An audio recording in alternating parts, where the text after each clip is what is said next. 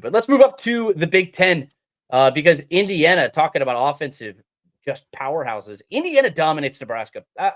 If you thought that they were going to score 56 points in this game, you were probably alone. On top of that, if you thought that they were going to hold Nebraska to just 7 points, this was an obliteration, an absolute obliteration. But the other side of this coin is the fact that they lost their starting quarterback at halftime. Curtis Rourke didn't play the second half. I mean, he goes 17-21, has a $189, has the touchdown and the interception. They're up 28-7, and then they just double that score in the second half. It is just an unbelievable display for Curt Cignetti. That offense is just electric. And I don't think it was getting enough love, but I think it's going to start getting some love now. Yeah, you got Taven Jackson who comes in for Curtis Rourke. He is a former Tennessee quarterback transferred in. He goes 7 of 8, 91 yards, 2 touchdowns. And so he had the offense rolling. I was more impressed defensively. We knew Indiana could score. They've been in the 40s or higher all season long. To hold Nebraska down to 7, I think is pretty impressive. And they've been rewarded by hosting College Game Day this coming week. And even without the quarterback, interested to see the scenes there at Bloomington.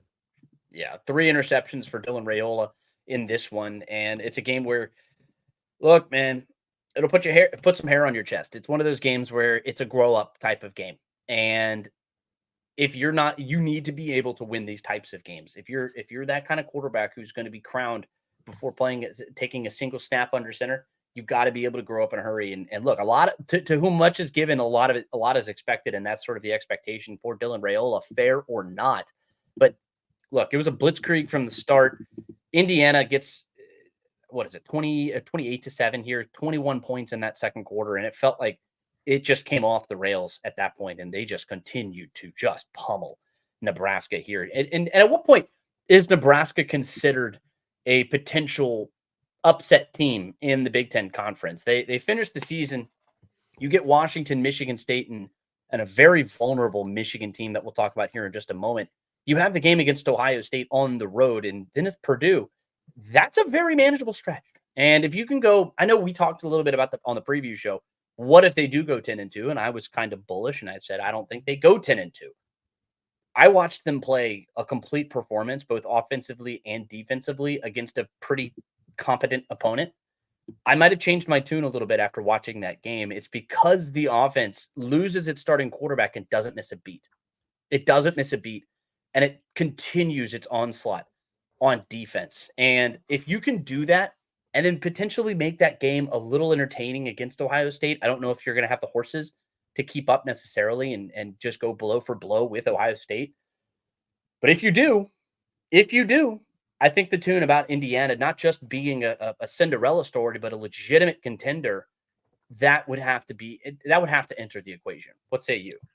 They ought to finish the season 11-1 with their only loss being at Ohio State. I think 10-2 is probably the floor.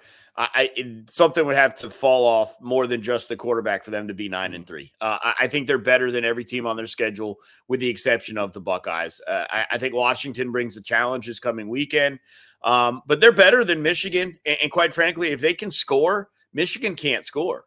And so I don't know. That's going to be very interesting because, I mean, if they put up like half of their season average, like if they get into the high 20s, low 30s against Michigan, I don't know if Michigan can score enough. So that's a home game. And I will say this about the Hoosiers traveling to the Horseshoe to face Ohio State. I've been to a couple Indiana games at Ohio State.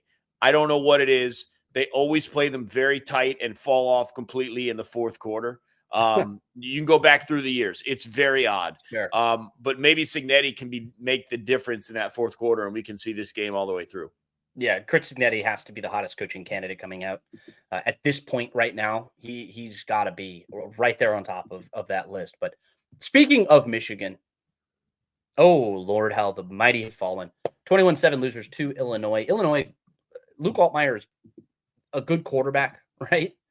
But he doesn't even hit the 100-yard mark in this game, and they do that because the ball was rolling on the ground. Michigan it's in some dire straits right now. It's the fact that they couldn't get stops on defense, but on top of that, the offense is just abysmal. And it starts just because you don't have a quarterback. They don't have a guy who can do really anything. Jack Tuttle comes in there. He attempts 32 passes in this one and has an interception. They don't get in the end zone through the air.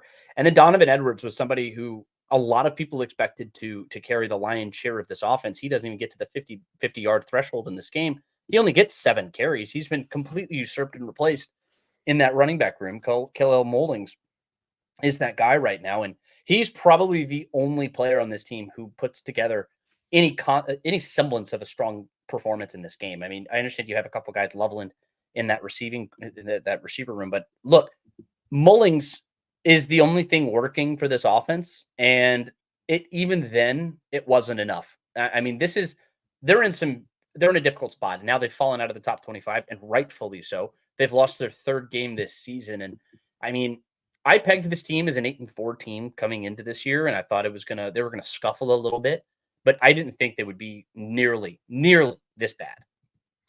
No, we thought the run game would be better. We didn't think the offensive line, or excuse me, the quarterback would be quite this bad. I know we'd have a drop from McCarthy to whatever they're going to use, but we didn't think it'd be quite this bad. And quite frankly, they just have no ability to score whatsoever. This was a complete field position game, and Illinois played it smart, and they were careful.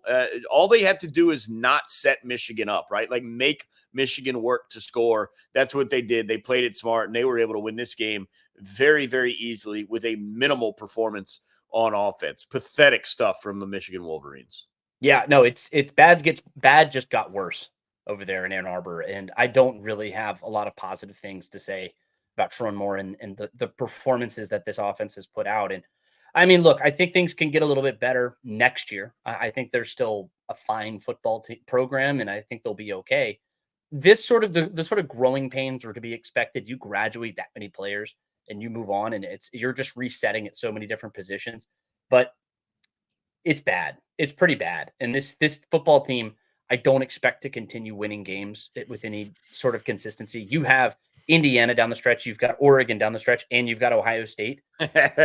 Oh my God. I mean, it's kind of ugly right now. You should get to bowl eligibility, but the fact that we're talking about things that way, I mean, you beat Michigan State, but that's a hate fest. And Michigan State would love nothing more than to really stick it to you. Jonathan Smith, I mean, like that's a guy who's trying to win over a fan base. You can do that in a big way on Saturday if you get a win over your arch nemesis. Well, Michigan State's arch nemesis, I should say. There's only one game on this schedule left that I see is like a legitimate, yep, that's a check mark of a win, and that's against Northwestern. That's not good if you're Michigan, especially if you're going to be clamoring for bowl eligibility at the end of the season. I thought it was hyperbole when I was discussing how bad this team could be this year, but bad got so much worse. But